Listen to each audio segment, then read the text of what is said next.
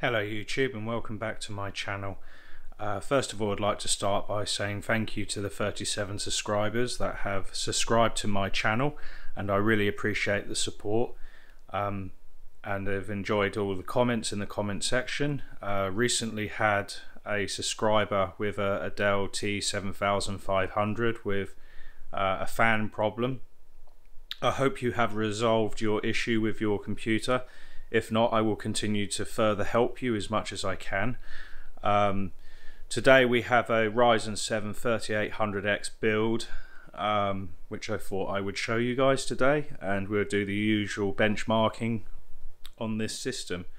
So to start off, the case is a Corsair Obsidian 750D, which is more of a traditional case. I'm going to adjust the light a little bit more because it's a bit dark. I'm very sorry about the poor lighting in this room. But on the front of the case, we have the standalone headphone and microphone jack, plus a restart button, also plus the power button, two USB 3 headers there, and two USB 2.0s. Also your normal 5.25 bays. Further down the case, you have a removable front panel with a dust filter behind it. I'm not going to take it off because it has those silly little clips that break. To the rear of the machine, we have a BIOS flashback button, a clear Cmos button, and your Wi-Fi headers, and obviously USB 3.1s and 3.0s, plus also the BIOS flashback port, a 2.5 gigabit Ethernet, plus a standard gigabit Ethernet, your USB-C, your SPDIF, and your standard audio outputs. No further I/O on the computer. That cable there is for the RGB lighting underneath the machine. I didn't want to drill a hole in the system. And obviously, pretty boring back panel. It's a very old case, but I do love the old Obsidian series cases. So we'll now take a look at the inside of the machine.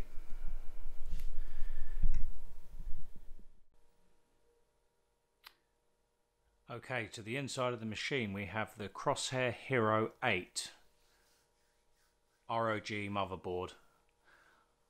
We have the Ryzen 7 3800X. We have 32 gigabytes of Corsair Vengeance LPX with a Samsung B-Die memory. Sadly, with this memory, as much as I try to tighten the timings on it, it will not do it. So if you're looking for memory where you can get tighter timings, I wouldn't recommend it. I don't know if it's something to do with the early BIOSes on these machines, but it will not accept any tighter timings, even down by 1. It won't do anything. So further below that, we have a Gigabyte 1080 Ti. We also have a NVMe SSD here. We have a 2 terabyte mechanical hard drive up here. We have two 1 terabyte SATA SSDs in the system, plus a 750 watt Cooler Master power supply, which I don't think is too bad. It seems to be holding up quite nicely. Plus also we have the Cooler Master Liquid 240 radiator, which is actually a very cheap cooler, I think £45, and it is holding a stable 4.4 gigahertz overclock on the system. So I'm very impressed with this cooler. I don't know if in 6 months time it will be all gunked up inside. If you guys know about these issues with these AIOs. Something I would like to mention about the standard CPU voltages on this particular motherboard. When I first installed the CPU and went into the BIOS, I found the default settings were at 1.45 volts. To give you an idea how high that is, I'm holding a stable 4.4 gigahertz overclock on 1.35 volts. So massively overvolted. from the factory settings and would cause CPU degrading. Also, the temperatures, as you can appreciate, were through the roof.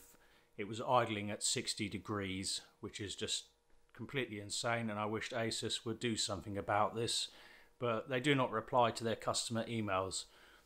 So we will do our standard benchmarks on the system, and we will see how this goes. Okay, we will start with Cinebench R20, and we'll do a single core run as well, which we will speed up so you don't have to wait painfully long for it to complete. We'll start now.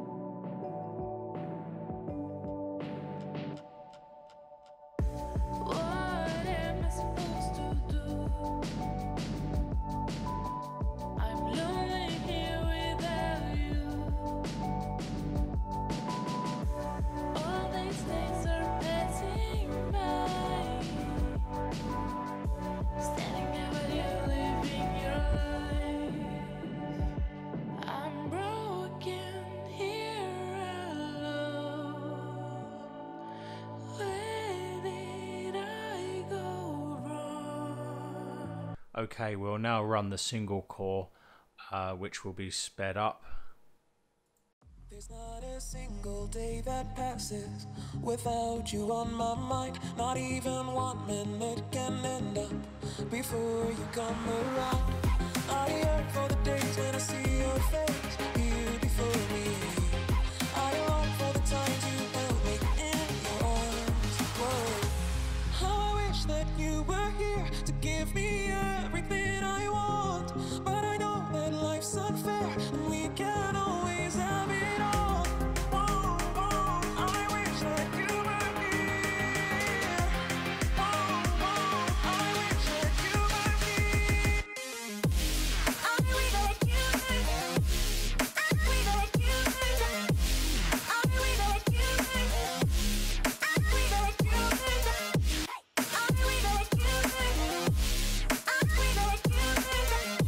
I wish that you were here. I wish that you were here. There's not a single day that passes, not even 1 minute can end up. I yearn for the days when I see your face here before me. I long for the times you held me in your arms. Whoa. How I wish that you were here to give me everything I want, but I know that life's unfair and we can't always have it all. Whoa, whoa, I wish that you were here. Okay, the single core benchmark is complete and it scored 510 points, which put it top of the table. Now bear in mind it has a manual 4.4 gigahertz overclock, which now means, if I'm right in this, correct me if I'm wrong in the comment section, it will no longer get the single core 4.5 precision boost anymore. So it is actually probably a little bit lower than what it should be, but it does have an all core 4.4 gigahertz overclock on it. So we'll now move on to Eulogen Heaven and we'll test out the gaming benchmark. This monitor is 2K, so all benchmarks will be run in 1920 by 1080. Okay, on to Eulogen Heaven.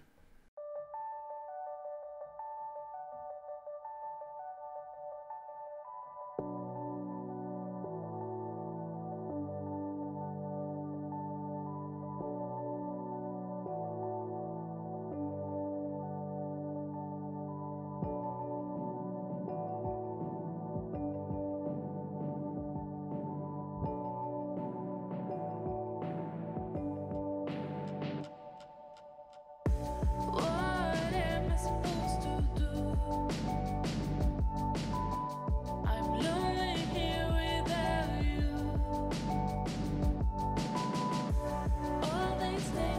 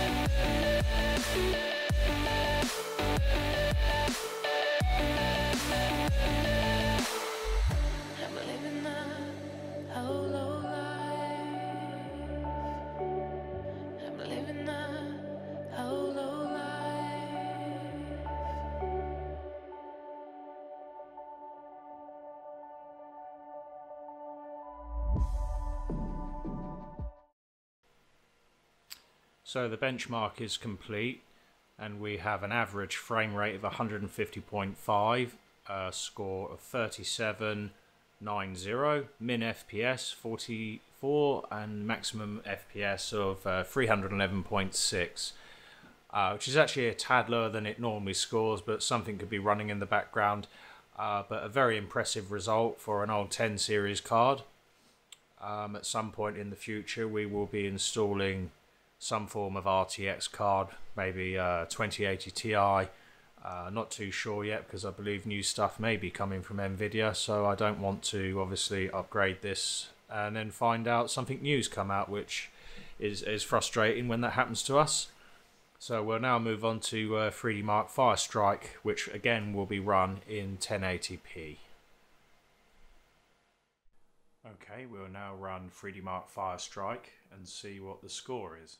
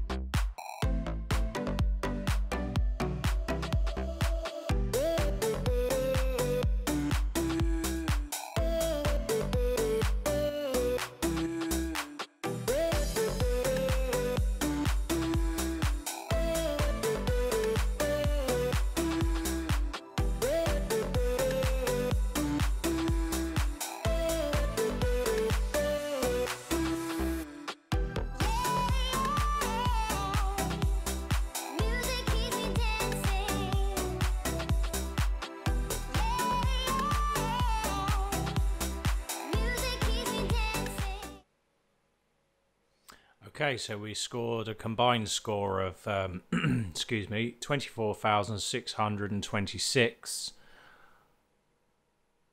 And if we compare results online,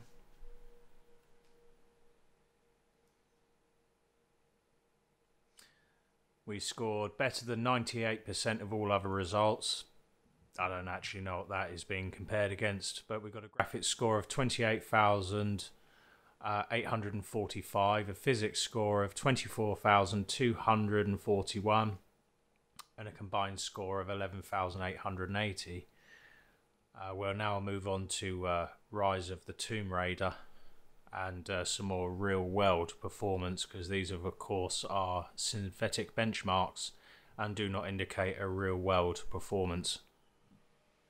Okay, so we will run the Rise of the Tomb Raider benchmark.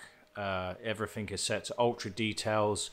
Unfortunately, I cannot remove the frame rate limiter, which is 165 on this particular monitor. So I don't know if it'll actually hit that, because I've never run it, to be honest. So we'll see how this scores now.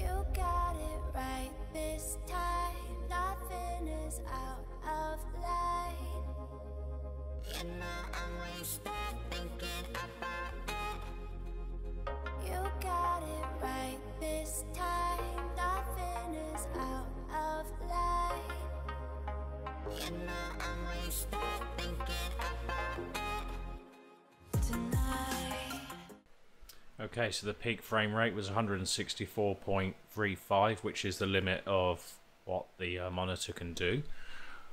Minimum was 97, maximum was 218, and I'm not sure which is the average actually.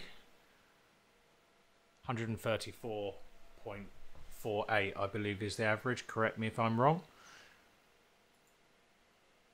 We'll now move on to Far Cry New Dawn. So on to Far Cry 5 New Dawn. Everything is on ultra details again, and we will see how this runs.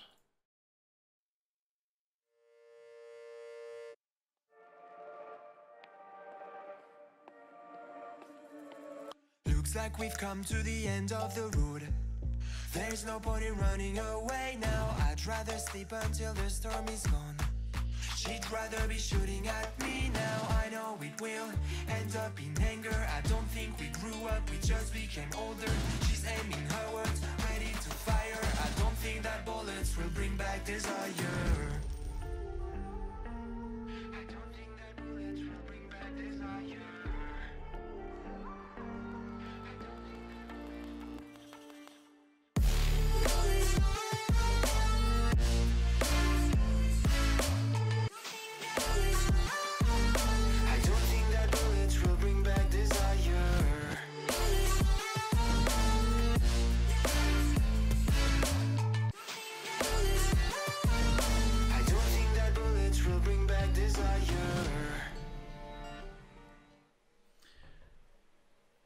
So the max FPS was 158, average 101, and the minimum was 71, which is quite respectable for this game, as it is very, very CPU heavy. This concludes the video. Thank you if you have reached the end. I've left this bit out until the end. I have a new server coming, which I will be doing a video on it. My thoughts on this system is extremely impressive. I believe AMD have come so far since the old bulldozer days of, you know, basically Intel ruling them for over 10 years. I believe they have now finally caught up and surpassed them. The price of the CPUs are amazing as well.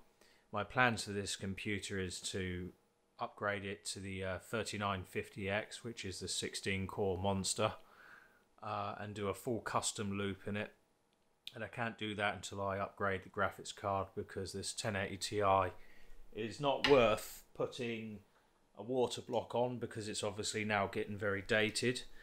But to put into perspective for you just how powerful these new Ryzen CPUs are, these are E5-2687W 8-core Xeons, and this one Ryzen CPU decimates both of these CPUs combined. So I'm very, very impressed with the performance, considering this is not as good as it can actually get. Hopefully one day they will reach the magic 5 GHz mark. Hopefully that'll be Ryzen 4. Only time will tell. Thank you for watching, and like, subscribe and comment, and I will see you in the next one.